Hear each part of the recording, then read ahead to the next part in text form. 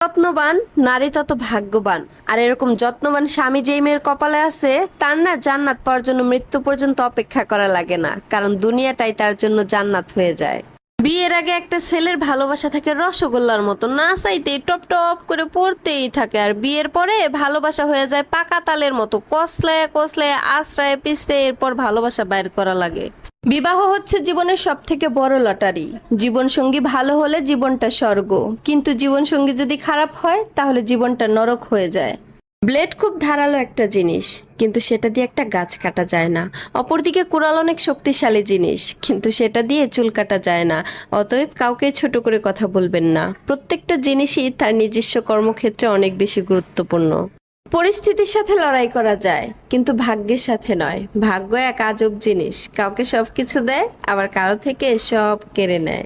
পানির অপর নাম জীবন, কিন্তু এই পানি আবার মাঝে মাঝে